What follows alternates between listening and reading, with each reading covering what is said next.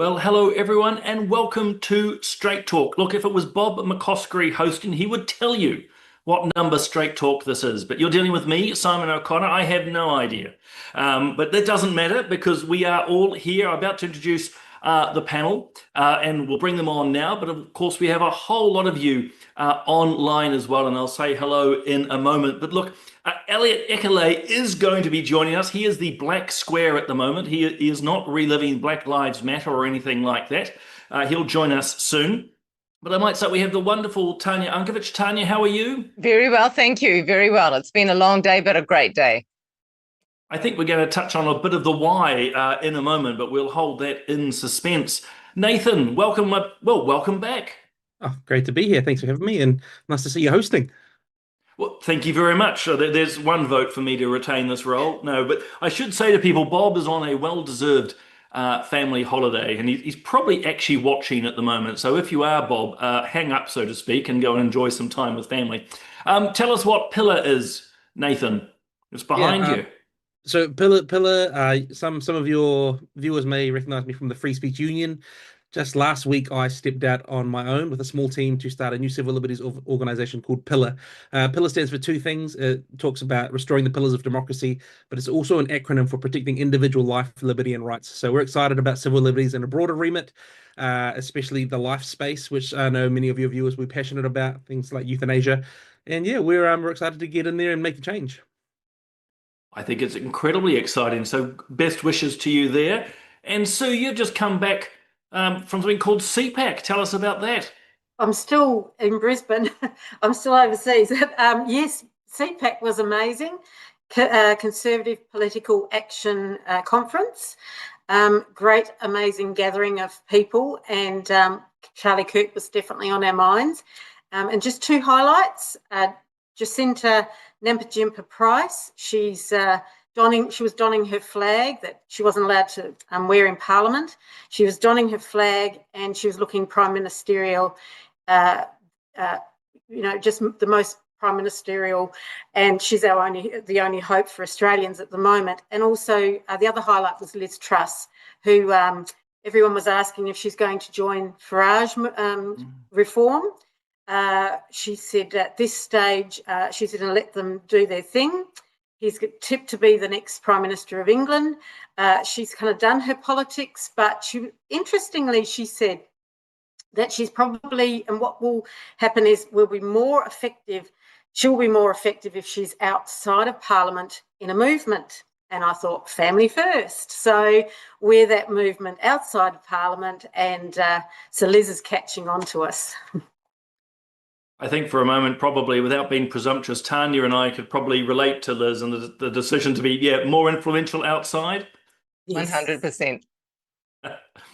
Hey, welcome, of course, to everyone viewing online. You're across a whole array of platforms. I can't actually access easily, better stress that word, easily, your feedback tonight. I do have the YouTube feed in front of me. I can't put it on screen, but just so everyone knows, if you're firing through questions or thoughts, YouTube is the best channel, Family First YouTube. As I can see here to Dean and Jackie, Michael, Murray, Dee, Anna, we have a whole lot of people on there saying hello already, but fire through your questions, as I say, because I don't have full access to the technology tonight. I'm actually moving home. So if at any moment you see me being picked up by two bustly men and taken away, it's because they're packing me up, which might be a great celebration. And speaking of celebration, which is a terrible segue, today was a huge celebration of Charlie Kirk's life. It's Sunday there in Arizona, and it sounds like almost 100,000 people gathered. So I just got a short little video of some of the highlights of what happened today.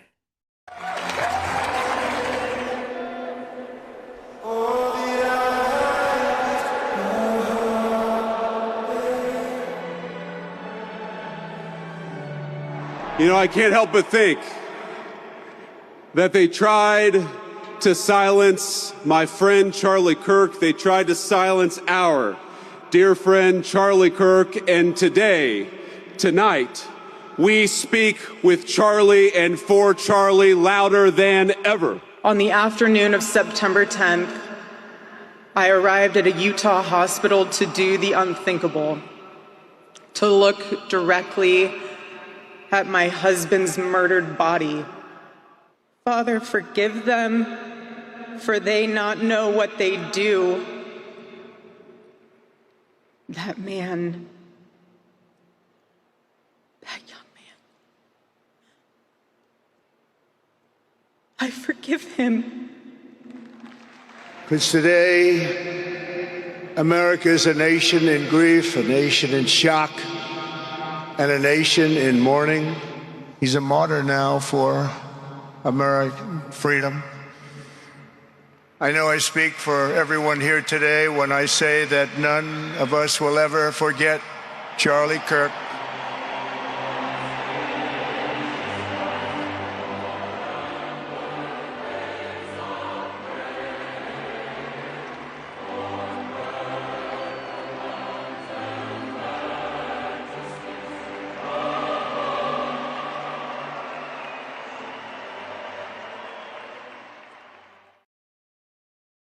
So that was, of course, just some snippets coming from inside the venue. But if we've got a few other shots here of just the literally tens of thousands of people who attended. This is just one part of the stadium there in Arizona.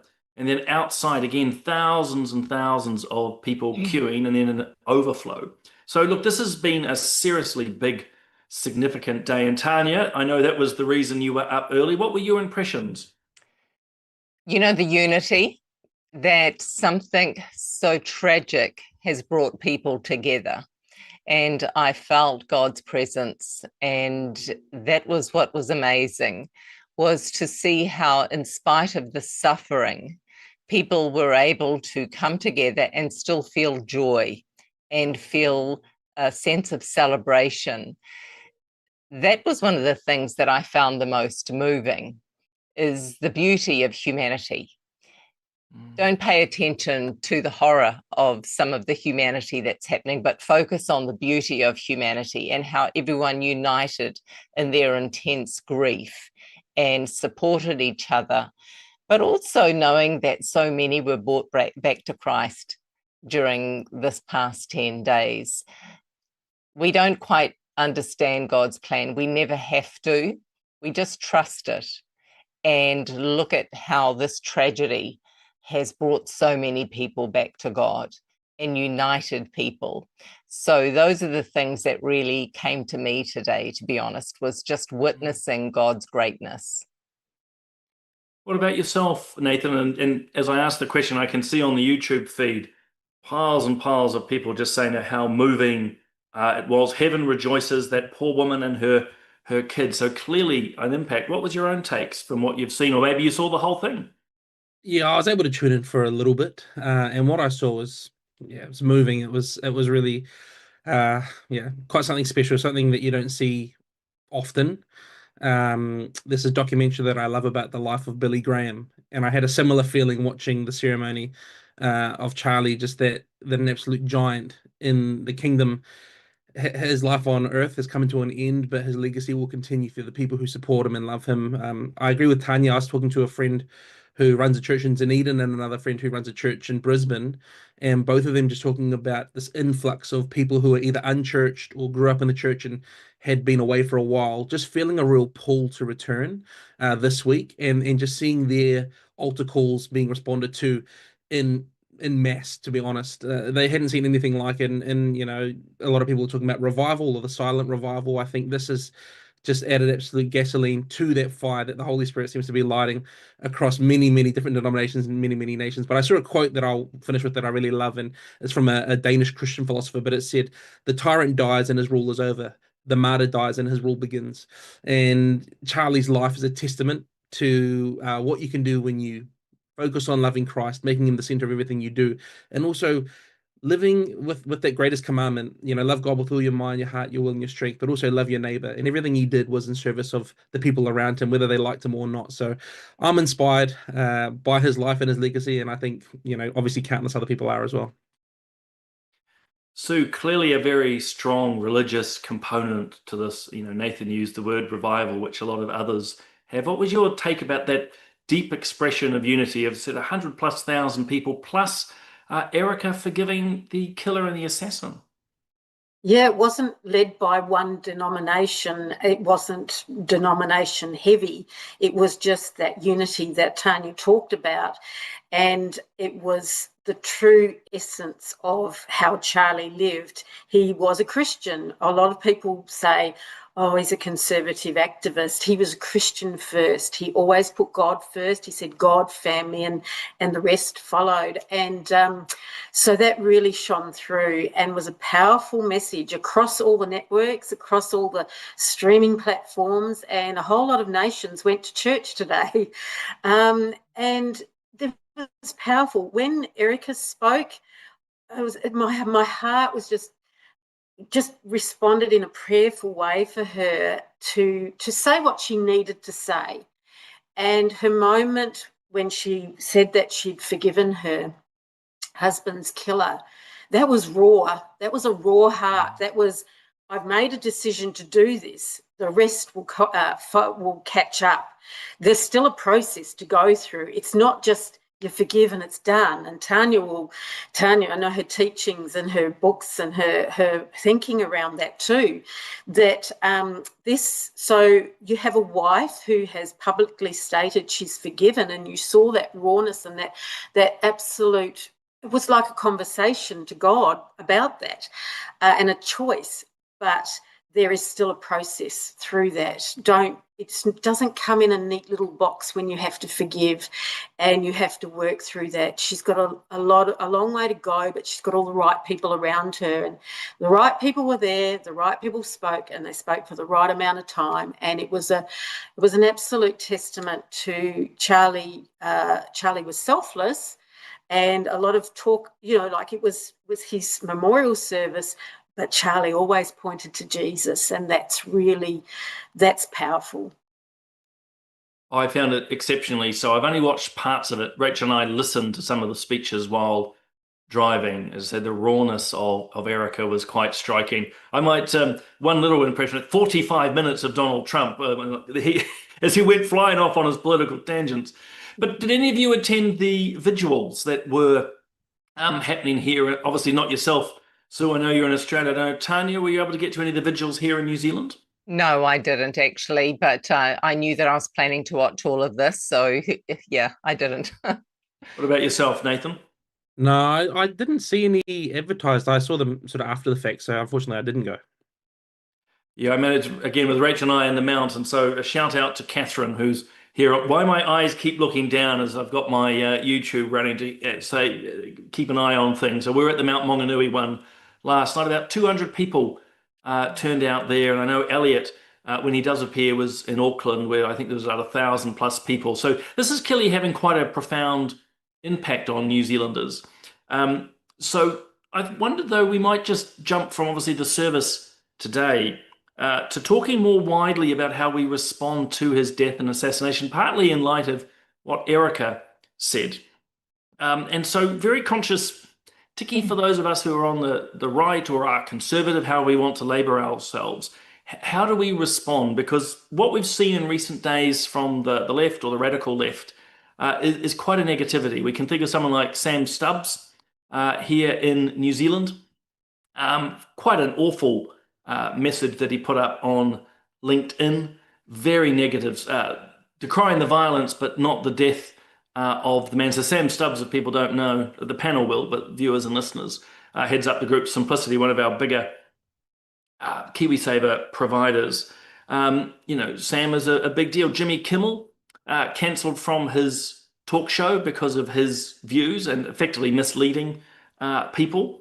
And we know there are a whole lot of people pulling together doxing lists and lists of people who have, said some pretty disgusting, if not vile things. So I just sort of wonder, we'll give you a moment, Elliot, to settle in. But Nathan, what is the right response of people? Is, if you will, doxing, calling these people out, is that the right thing? Is cancelling the likes of Kimmel the right thing to do? Is having a good crack at the likes of Sam Stubbs appropriate? What's your take? I'm in favour of, if there's speech that you dislike or that you see to be as disgusting as what we have witnessed, the answer is to dox them or cancel them or force them further into their corner where they become more entrenched. It's to challenge them. Bad speech is always going to be countered and cured more successfully by better speech than it is cancellation. So the Kimmel one's interesting. Obviously, there's people citing performance issues, falling in the ratings, things like that. But it's pretty clear that there was an external pressure, publicly and corporately, that has led to, and you called it correctly what it is there, Simon, cancellation. A lot of people are out there talking about consequences. Idi Amin famously said, "I can promise you freedom of speech, but I can't promise you freedom after speech," which obviously we have to wonder how free speech is in that circumstance. But yeah, for me, what I have felt there'd be a really strong presence of is a desire for revenge. And I can understand it. For the last decade or so, people on the right or conservatives have felt, punched down on and bullied and cancelled and censored, and they have been. But I don't think the answer is to dish out the same medicine. I think we need to be bigger. We need to be better. The pendulum will inevitably swing back if we go down that same path. And I think we just need to take a principled approach here. No one is. I don't think anyone can defend these comments, but we at least need to challenge these people. And going about and doxing them is not the right way. It does require a challenge, but not a cancellation, in my view. Tanya, you've been in public life.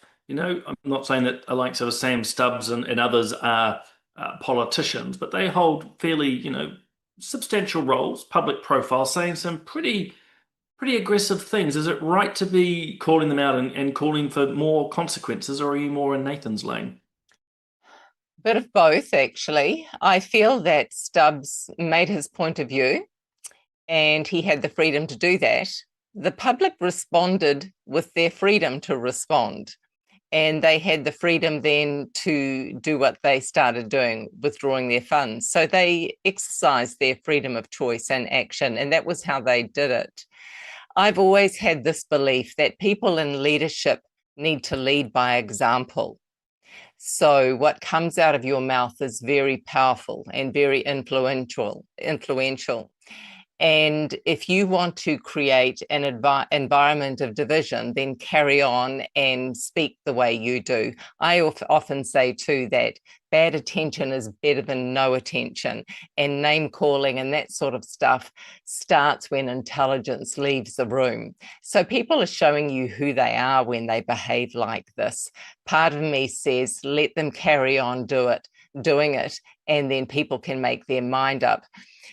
But I am going to call them out, and any leader, any politician, whoever it is, whether you're a celebrity or not, think twice, because there are people who are vulnerable, there are people who are easily influenced, and one sentence can change the trajectory of someone's life.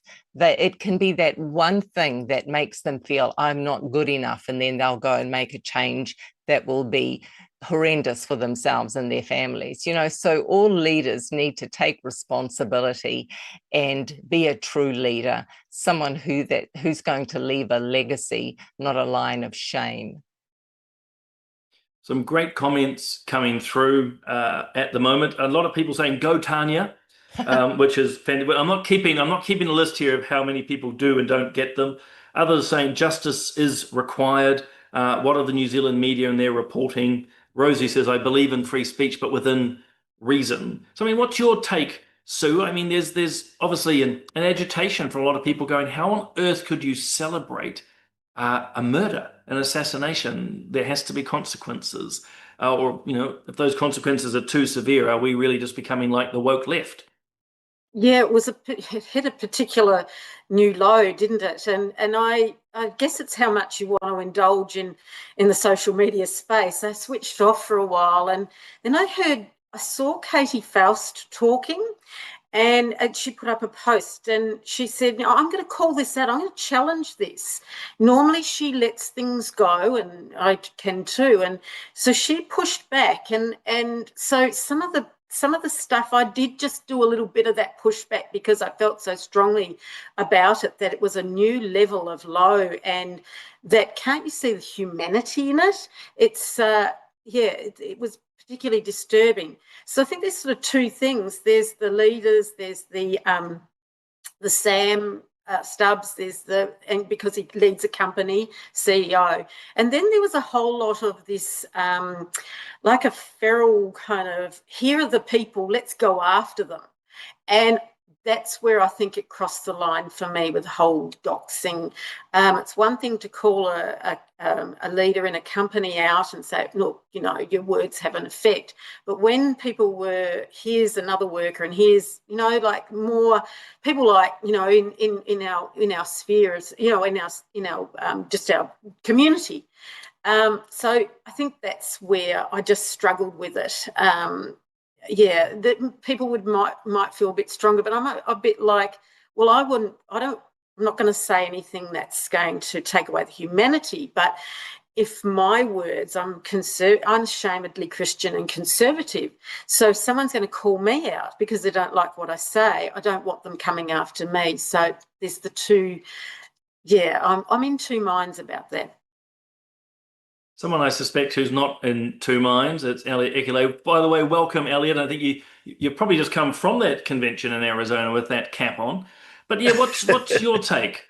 Particularly out of the States, there's been many from teachers, professors, army officers that have been sacked from their jobs. Is this just a case of, well, the shoe's now on the other foot? You guys have cancelled so many of the right, now you have to take it on the left.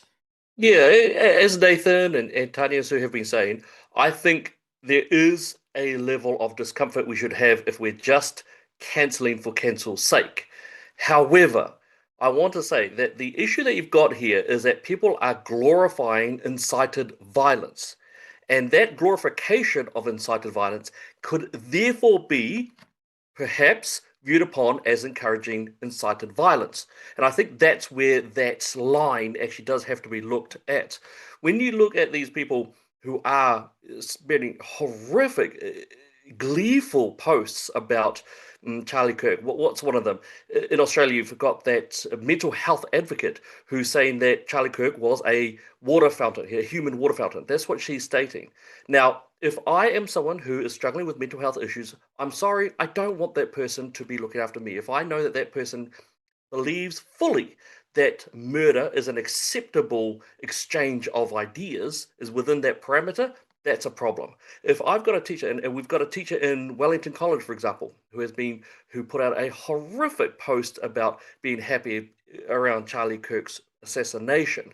We've got the person at the Parliament Service, or who was previously at the Parliament Service, who was also around there laughing at the whole thing. The doxing and cancelling. Now, doxing personal addresses, absolutely wrong. Should never do it. That's wrong. Should never do it.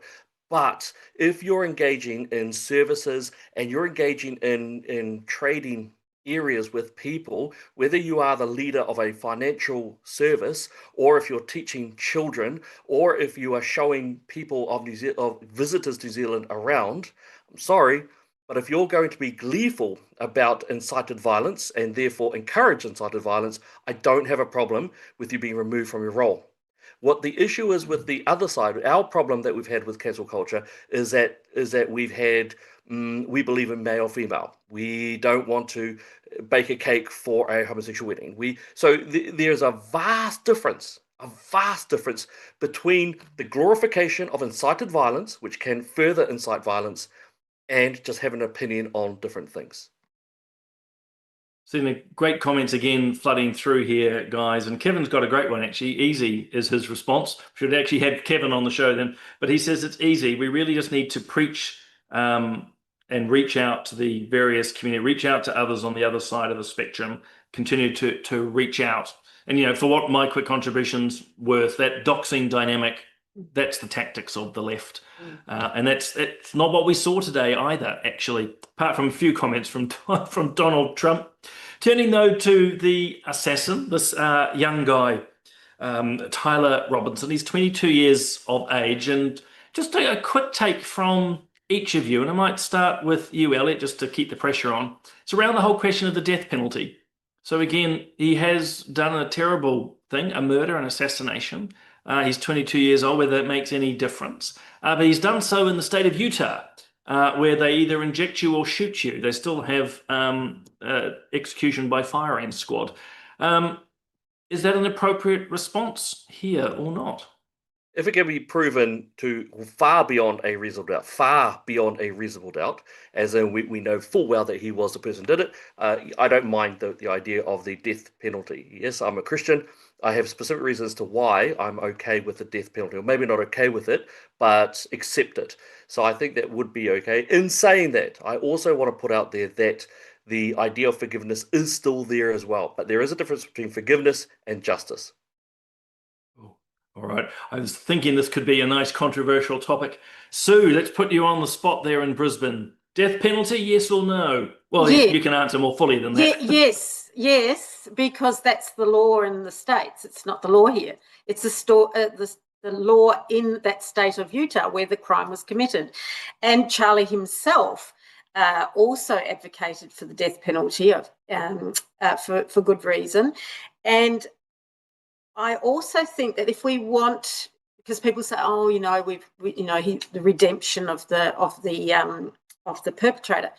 There's no greater motivator that if you're sitting on death row, you're facing where your eternal future is going to be. I think there's a greater motivation with death penalty. I guess I've always. People have challenged me over the years. Well, you're pro-life, and where does this fit in? But that's different. Someone has done something guilty. The other cases of euthanasia and abortion is dealing with the innocent. We're dealing with the guilty here, and if you could be guaranteed in the States that if there wasn't the death penalty, then life would mean life. Here in New Zealand, we don't have death penalty. And if you did a heinous crime like this, life does not mean life here. And that's where, you have a default system. And I think that it doesn't meet the crime. The punishment does not meet the crime sometimes. So, yes, I am for the death penalty. A lot of support coming in for both Elliot and Sue at the moment. Ranesh is saying says very much agrees with Sue. So I'm going to put you on the spot now, Nathan. What's your take? Death penalty for this young, it's alleged assassin at this point, but if he is found guilty, what's your take? Well, I'm going to throw a cat amongst the pigeons and say no. I think, he lives in a state where the death penalty is legislated, as Sue said. It's obviously not enough to deter him. Maybe they should bring in a mandatory Mormon mission, seeing as they're in Utah. That might deter a few more criminals from carrying out acts. But no, look, for me, it's Sue, something that Sue said that makes sense, but also that I really wrestle with is he's guilty. He's done something, but we all are in the sense that we're all sinners and we've all fallen short of the grace of God. I don't think I would ever be comfortable taking someone's life, playing jury and executioner, and knowing full well that one day I'll stand before the throne myself. And I will answer for every action and every word. So for me, I think it's a cost to the state, it's a cost to the community, but I think life is far more valuable than those expenses, and that we should at least not put ourselves in that position to play judge, jury, and executioner. Tanya, it's sort of a rinse and repeat question from my side, but what's your take on the death penalty in general, or to do with this young guy?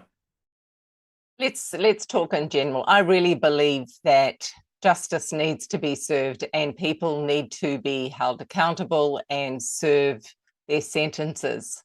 I'm a real believer in that. However, I've lived my life with a few scriptures, and one of them is Psalm 139. And when I saw this question come up today, what came to me was, you saw me before I was born, and you scheduled each day of my life before I began to breathe. Every day was recorded in your book. And a part of me goes, who am I to say when a life ends? So does that answer your question? It doesn't sit right with me. No, that's right. I won't opine too long. I'm the host tonight, but I have to say, for what it's worth, I'm not a fan of the death penalty. I certainly understand the desire in many people to see, as they perceive it, justice done. But I follow something called a consistent ethic of life. So for me personally, from the death penalty to euthanasia, abortion, drug use, mutilation of the body, all of these things is to be pushed against. It's just my take, partly as well to do what Nathan's done and throw the cat amongst the pigeons. And now I'll see the YouTube comments explode here to the side. Simon, I just want to point out one wonderful thing is that none of us are glorifying either. If he is sentenced to death, none of us are glorifying it. None of us really want it as well. And I think that's a really important part. None of us are glorifying this at all. None of us want it at all. We wish that this young man had not done that. Just to kick another cat around there a bit, I think one of the wonderful things that we're not individually as a state. The state has decided that this is going to be the way in which they conduct their justice system. So I think there is a good argument and discussion around what does that mean, judge, jury, executioner. Are we playing God or are we not, or are we doing the state's rule? So, but definitely one of those wonderful topics I think we can talk way too long on. We could, and it won't surprise you guys that the comments on the YouTube channel are going off, and I have no doubt the same is on our Facebook channel. There are scripture quotes going backwards and forwards. It's all go. And so thank you to all our wonderful viewers. I said Bob and I and the team always love going back and looking at them, and I'm sure the panelists do as well. Before we turn to New Zealand, because of course this is a New Zealand program, another big piece of news today is around Palestine, and in particular the United Kingdom. And look, I've put up a slightly loaded image here, or our wonderful production team have, because I'll be honest with you guys, this reflects my view. And I might start with you, Sue, if I don't mind. So, the UK, the likes of France, Portugal, and others have come out and said they recognize a Palestinian state. Is this, as Keir Starmer suggests, a way for peace? Or is it, as others are saying, going, what on earth are you doing recognizing Palestine while Hamas still holds 40 hostages, or 48 hostages, sorry? Well, not only that, the terrorist organisation behind the Hamas behind it is calling for, they're calling for the destruction of Israel. So while that is their position, how can we endorse that in the Western world? How can Western civilization nations endorse that? Absolutely no. And it's this rhetoric of, we'll bring peace. No, you will not bring peace to that region. They've tried it 4 or 5 times. They came close, I think it was with Bill Clinton, and that was, if you want a best deal, a big part of the Western Bank and entire Gaza, and even, East Jerusalem. So, look, they just don't want to compromise. They want the destruction, and they don't want to see Israel exist. And whilst that is the case, you can't be going around saying that we want to recognise the state. What are you recognising? As the headlines were today here, you're rewarding terrorists. And there was quite a bit of talk, obviously, about Albanese and not shining terms at CPAC. And this came up, and they felt very strongly that he should not be positioning Australia to have that stand, that it wasn't something that Australia got to vote on, like in a referendum and position. So these leaders have just positioned their nations in this space. So no, I just think it is, I'm very much against they're all rushing off to the headquarters, UN headquarters in New York, and there's far better things that they need to be tending to on our home turf. So I'll be very disappointed if New Zealand, our leaders, decide to go down this road. Very, very disappointed. Elliot, what's your take? Good decision, appropriate decision? New Zealand going to follow the same route, as Sue's wondering? It's quite narcissistic. It's very narcissistic, because if you're going to be a lot more honest, you'd actually just decide to back Hamas or back Israel. You wouldn't sit there and pretend like, oh, we shall have a two-state solution because we know better. It's narcissism. Now, outside of the usual narcissism that we see from the most progressive nations, from the woke nations, of course, which is Canada, UK, Australia, and Sue's saying she'd be disappointed. I don't think any of us would be surprised if we went down that little rabbit hole, if we were. And Sue said it best as well. This is where one side hates or wants the erasure of the other side. This is not some deep, convoluted discussion around political ideologies wrapping and intertwining. One side wants the other side to die. That was very clearly stated on October 7th, and when was it? 1990, or the 1990s, the 1960s, the 70s, the 5 times that Israel has put out its hand to say, hey, look, can we have peace? 5 times, and 5 times it's been sliced and cut open and ripped. And children have died from Hamas, and innocents have died from Hamas. Hamas just wants the murder of the Jews of Israel. That's what they want. They've never hidden it. So any state or any nation trying to pretend as if they can do some two-state solution, it's political narcissism at best. I think that's a relatively clear position from Elliot there. Tanya, I mean, with obviously your life and experience, including in politics, is this going to actually move the dial of peace forward, or is it just, if you will, a virtue signal from the likes of the UK and Canada? You've taken the words right out of my mouth, actually.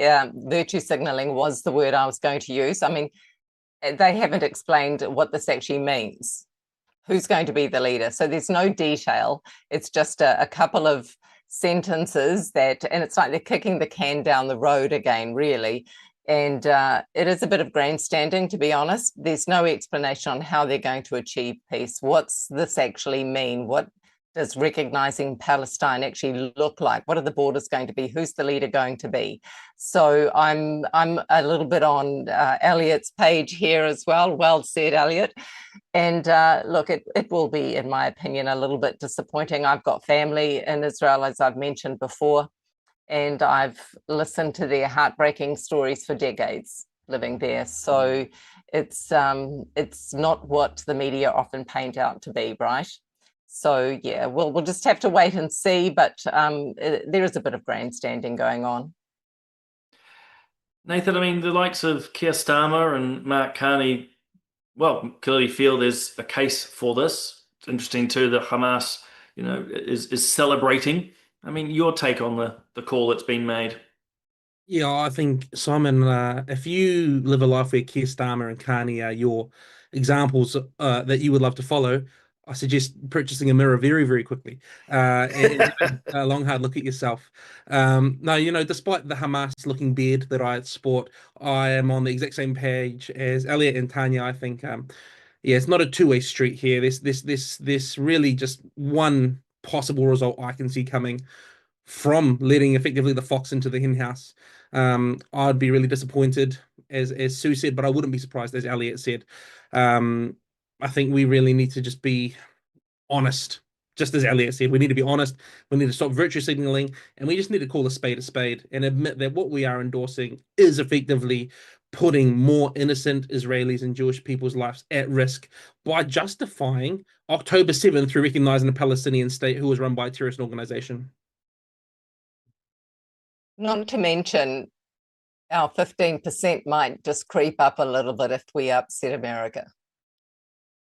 Yeah, I better be clear. I'm only speculating here. I've got no inside knowledge, but I have no doubt that the Americans are telling our foreign affairs people very clearly. That said, there'll be pressure coming, as you know, Tanya, there'll be pressure coming from all directions. But jumping back then to New Zealand, we've dealt with America. We've been in the Levant. I want to actually turn to a story which got a little bit of coverage and was in the Parliament last week around adoption. There's actually been a change to our adoption laws. It was done under urgency. And as the headline says, it's international adoptions because New Zealand has very few of its own. This is people bringing children in.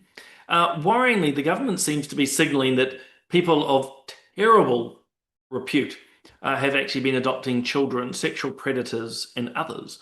Quite a shocking situation. And Tanya, if I might start with you again as someone in the Parliament, I mean, there's clearly a problem here. The Parliament, in your view, has moved swiftly or swiftly enough to address this?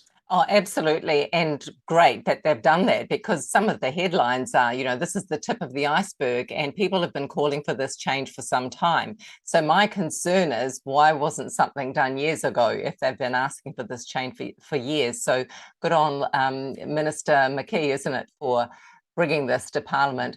So if there have been some children who have been abused or exploited, then that is a huge shame and we must put a stop to it. But again, I'm saying, why on earth was this not looked at previously? Where there's smoke, there's fire, right? So it needed to have been looked at. Well done, Nicole McKee. Nathan, from your point of view, again, there seems to me limited information out there, but it seems extraordinary, speaking for myself, that people weren't being vetted appropriately, or somehow children are being brought into the country and these circumstances even arise. I mean, were you completely surprised that we needed the law change? Oh, totally. I think, speaking from personal experience, I'm aware of there being some cultural norms at play as well, where you might whāngai a child from a relative, or a niece or a nephew. It happens quite regularly in the Samoan community. But yeah, I'm glad, as Tanya said, they're speaking about it. We need to protect children. I think, we love to talk about the end of slavery and how great a world we live in, but there's a lot of human trafficking and slavery happening more today than there was historically. So we really need to be aware and have our eyes open that, things like sex trafficking. I found interesting that the article that we read prior to this called it people trafficking. I thought it was just human trafficking. I don't know if that's a turn of phrase there that we're starting to use now. I think human trafficking sounds better, even though it's a horrible term. People trafficking doesn't come off the tongue as smoothly. But anyway, that's by the by. I'm getting sidetracked there. No, it's great that they're bringing in some protections for innocent people, and the stories that we do know about are just absolutely heartbreaking and horrible to read. So yeah, no, good on Nicole for speaking up and getting something going. Elliot, it seems like the whole parliament, very rare. Tanya will know this, but very rare that the entire parliament voted for this law. Does that give you some encouragement that all the political parties, no matter where they sit, are able still to respond to some basic level of human decency? It does. It does. And it's important to try to grab onto those little tiny nuggets where the parliament will come together. So that's great. Now, to be fair, this should have been in place long ago. I remember doing my work that you were coming across slavery, and Nathan actually crossed an area there which is really uncomfortable. But you have had some Samoan cases of sex slavery, you have some Tongan cases, and you've got the whāngai thing as well, where it seems to bypass a lot of the normal vetting procedures. And and I'm sorry, but we've got to vet everything. Everything. When children are a part of the protection requirement, we've got to vet everything. I don't care who you are, what religion, what skin color you hold to. We've got to make sure that every caregiver is going to be properly vetted. We've had some horrific examples of when that hasn't been done, and that's even in terms of a beautiful little child who was stuck on a clothesline and dragged around, kicked in the face, and then put into a dryer. That was vetted. Those people were vetted. So there are some areas where we've got some real concerns around how we look after children in this nation, and this is just one of those areas. So I am happy that Parliament's got their act together. We just need a bit more as well. But give it granted, to their credit, good on them. Again, to everyone commenting at the moment, very much appreciate it. Lots of comments, obviously, on the previous discussion on Palestine, and now certainly a lot of people talking about this adoption question. So again, thank you to everyone there. So there's some commentary now saying, hey, look, maybe this has made the rules too tight. In fact, it sort of shuts down good people being able to actually assist these children. I mean, has this become too tight too quickly, or is this the appropriate pause in order to reset things? Yeah, so when they said they'd rushed it through, the cynic in me, I just thought, wow, I didn't really know about what they were needing to tidy up. Elliot and Tanya have, the other panelists have tidied some of that up for me, and I've had to go and have a look at it myself. But the cynic in me said, what's really going on here? And yes, children should be protected, but this is only a temporary measure. And next year they're going to look at making more permanent laws around adoption. So the cynic in me said, they've been wanting to go after the adoption laws for redefine those for quite a while. Is this a Trojan horse? And they're going to have submissions next year. Will they widen the terms of reference with it? So that's where I kind of landed on it. Of course, children must be protected, and especially crossing borders and when they're passed around like this. The other, I think I had asked you, on one of your playbacks, Simon, was, will this affect international surrogacy laws? So that could be a good thing if it was closing down the movement of this and the issue around international surrogacy. So that's where I landed with it. So there's a lot of things going on, rather than just what we were told, that we needed to change this law, and yes, this needed to happen, and it just didn't quite fall for me in the right places. So that's where my brain, when I say I've been thinking, it can be a dangerous thing. Yeah, I mean, look, a very dramatic thing for the government to use urgency in all stages within a few hours. So clearly there's an issue here, but I would say the hard work starts for Nicole McKee as the minister now to try and get those settings right. Hey, a final topic for tonight, in some ways somewhat related to adoption and then probably not in others. It's around whether, particularly those who whakapapa or genealogy to Māori, have a right to citizenship, not just for themselves, their children, but their children's children. And we had in recent days Keisha Castle-Hughes, so you remember her from Whale Rider, saying, well, very inflammatory language, but saying, look, her daughter should be able to get a passport because she is iwi, and obviously New Zealand is a unique place. A week or two prior, there was a guy called John Ruddock who also wanted his children to obtain New Zealand citizenship, not because they were born here or live here, but because they whakapapa Māori. The really important factor for both Keisha and John, they are citizens of New Zealand themselves by descent. In other words, they were not born here, but their parents are New Zealand citizens. So I'm saying this not so much for the panel, but for those listening. Our citizenship is run on you either born here, or if your parents were born here, you can obtain citizenship by descent. But if you've got by descent, you can't then gift it on to your children. But starting with your good self, Nathan, to give you a little bit of a heads up that it's coming in your direction, do they have a case in point? You know, does being able to have a whakapapa, a lineage to various iwi here, you know, give some credence to what Keisha and John are asking? No, I don't think so at all. I think they weren't born here. They received their citizenship through birthright. I don't like all of this tangata whenua, tangata tiriti, tangata pacifica, all that. I'm a New Zealander. I was born here. My dad came from Samoa. I'm a Kiwi. We have people who immigrate here through the legal ports of entry and become citizens. We need to stop playing these games of being multiracial. We need a cultural identity that's strong and clear, and we need to make sure that what it means to be a Kiwi is clearly defined legislatively, and that people can carry a national identity, almost a sort of Kiwi patriotism. I'm all for, but don't move overseas. Take your children, birth your children overseas, and then just because the world is an unpredictable place and you feel a sense of unease, think that you can come back here and receive all the benefits that other people have worked hard for, paid tax towards, and so on into their communities for. I understand why people want to live here. I'm grateful every time I leave New Zealand and come home. But there's a way to come back. There's a way to gain citizenship and a way to gain residency. And unfortunately, that's the path they have to take now. So absolutely not. Elliot, you were nodding. So for viewers, I get to see all the panelists at all times, and they get to see me, which is probably why they look traumatized. But Elliot, you were shaking your head so vigorously it was about to snap off. You better explain your reasoning.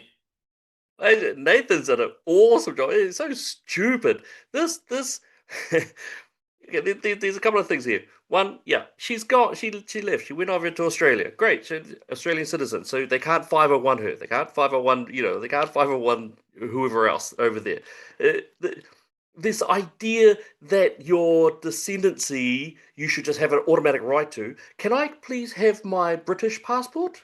And you know what? While I'm there, can I also have my Tongan passport as well? I want to be able to go to the kingdom and chill out there as I'd like to. In fact, I'd like to trace my lineage back to Taiwan and maybe even over to the south to Chile and also then up through the Americas. I think I'd like to have passports for every single example going back to Africa. It's an idiotic thing to sort of try to push this new neo-Marxist, neo-tribalist sort of situation, saying, oh, I can trace part of my lineage here, therefore I have a right to the citizenship of that country. No, you don't. You don't. Singaporeans. When Singaporeans come to New Zealand, there is a stage where they have to either renounce their Singaporean passport, or they've got to stay with it, and then they can't take another one. That's the rules of that. I also want to put out what Nathan said, which was really excellent. He said that he's sick and tired of tangata tiriti, tangata Pacifica, the tangata whenua, and whatever else. He's absolutely right. And I say this a lot, and I want to bring it out again. You have to be aware, your audience has to be aware that in the education sector, under Te Hurihanga Nui, your children as 5 years old are regarded and categorized as Māori, Pākehā, and Tawiwi, foreigner. So even again, if you were a Chinese family who came over in the 1860s and you spent all this time here, then you are still a foreigner. You're Tawiwi. And these terms are disgraceful and new, and they shouldn't be taken up. So, it's a slight tangent, but it's a related tangent as well. No, Keisha's got no recourse in this. If she wanted to become a citizen, she's got to come here and do all the citizenship stuff. Same thing as anyone else in the world. Lots of great comments still coming through. People saying, right on, Nathan. Others are saying they like listening to Elliot. We'll have to talk to them later. Andromeda is saying it's cray-cray, this whole idea. So Tanya, for yourself, I mean, is she conflating, Keisha in particular, but also John, the other person asking, are they conflating whakapapa with citizenship? Yes. Look, I'm going to take a slightly different tact here. I really agree with what both Nathan and Elliot have said. And, you often hear me talking about a slow creep of change that happens. And then before you know it, we go, oh my goodness, you can whakapapa back to New Zealand and get your citizenship. How did that happen? Well, it happened by a little bit of change, a little bit at a time, where everyone went, oh, this is okay. No, it's not a big deal. It is a big deal when one day we wake up and we see massive change. The other thing that ripped my nightie about this title was the word racist. And, it's more gaslighting. It's just, I think racist is the default term, isn't it? That if you don't agree with what we say, then you're a racist. And that's what really ripped my nightie, as I said before. So anyway, I hope that's a good enough contribution there. Us Croatians, we have this little vein that pops in our forehead when something annoys us. And when I saw that headline, the vein popped. Yeah, well, I mean, before I come to you, Sue, I mean, I hold Irish citizenship as well by descent through my grandfather. In this case, it's actually a category that's closed off now. But understandably for me, my children, or in my case, stepchildren, can't just go and claim their Irish ancestry and walk into that country. But Sue, sort of final word on this topic to your good self. Is this really trying to set up two different standards of citizenship in New Zealand if Keisha and John were to get their way? So it shows you how valuable citizenship is, and it belongs to your sovereign borders. And a passport is not issued based on your feelings or your identity. And this is where we've come unstuck with our self-ID laws, and we can think that we can change it. We tried to change, it did by default. It changed the value of our passport. When you can change your birth certificate and you can change these documents, they're very important documents. And so I think just because someone wants to feel or their identity is entrenched in something, you've still got a process that you go through. My dad always said, don't give up your citizenship. And I think he's still mad at Helen Reddy for giving up her Australian citizenship when she moved to America. And that echoes in my mind. And so I've never rescinded my Australian citizenship. And so I'm a permanent resident of New Zealand. Your citizenship is your citizenship. And, I'm welcome in New Zealand, and I abide by their rules. And if I was required to, I would most gladly do that. So, who do you support at rugby, Sue? Who do you support? Rugby, I'm New Zealand all the way, because I come from a state where AFL rules. Oh, they must be Victorian. Is that my cultural test? What is it, our values test? Is that part of a values test that we'll be needing to do?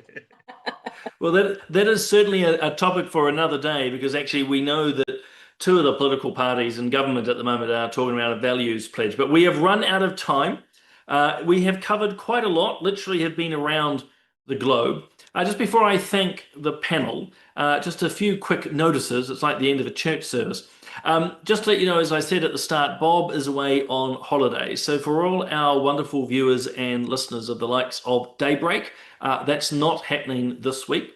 Solid ground is, I'm still around, so I'll be up bright and early tomorrow morning to discuss these and other topics. The other thing too is there'll be no Straight Talk next week because Bob is away and I'm away. I'm off to, of all places, Utah, to give a talk on religious freedom, actually right next door to where Charlie Kirk was shot. But because of that, no Straight Talk next week. And finally, with Bob away, I am very excited to say that Political Playback is going to not only look and sound better, but it's going to be very celebratory because we're having Tanya Unkovic. Tanya, I hope you remember. You're coming on Thursday night. It's also our 50th episode of Political Playback. So Tanya and I will be co-hosting that. That's 5 p.m. live on a Thursday. But to all our panelists, to Sue there in Brisbane, I am envious that you're at CPAC, but looked like an amazing time. Tanya, for again giving your time, particularly after such an early start, watching the Charlie Kirk situation. Elliot, I know you've been racing between things so that you made the time and popped on. Absolutely fantastic. You must have quite the collection of those caps, by the way. I've seen other versions. And Nathan, we're always excited to have you along. Really good to know a little bit more about Pillar. We're going to have to actually pull you on to the Family Matters podcast and have you talk us through more of what you guys are up to. And finally, to all our wonderful viewers who are sending lots of God blesses, thank yous, and have a wonderful night to all our panelists. Thank you to everyone contributing. Bob, if you are still watching, have a great holiday. Thanks everyone again for joining Straight Talk. Good night, everyone.